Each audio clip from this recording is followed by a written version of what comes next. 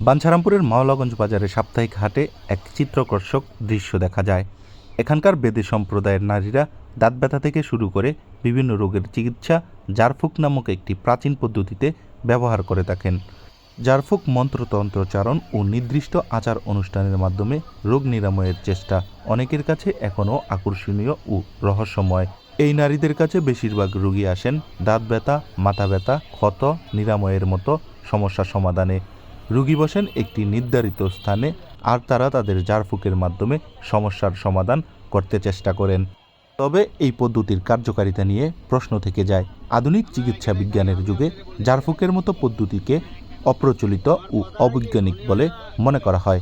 বিশেষজ্ঞদের মতে এটি মূলত একটি বিশ্বাসভিত্তিক পদ্ধতি যা রোগীর মানসিক প্রশান্তি আনতে সাহায্য করতে পারে, তবে শারীরিক রোগ নিরাময়ে এর কার্যকারিতা প্রমাণিত নয়।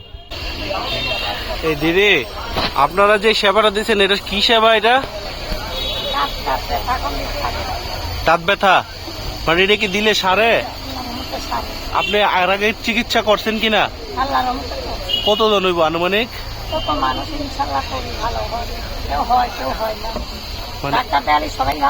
না, সবাই ভালো হয় না। আপনার চিকিৎসা এই পর্যন্ত কতজন ভালো হয়েছে?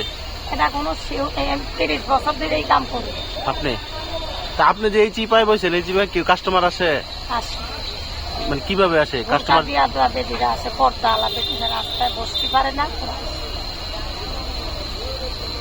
রাস্তায় বসে না। এই জাদুবিদ্যা শিখছেন করতে গিয়া? এটা কোনো দেশে যাই শিখি নাই, এটা আমাদের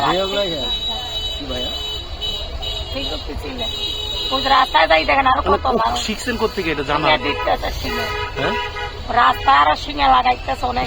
আপনি শিখছেন করতে গিয়া? ধর আগ থেকে বাপ মা শিখছে, শিক্ষার থেকে শিখছে। পারিবারিক শিক্ষা।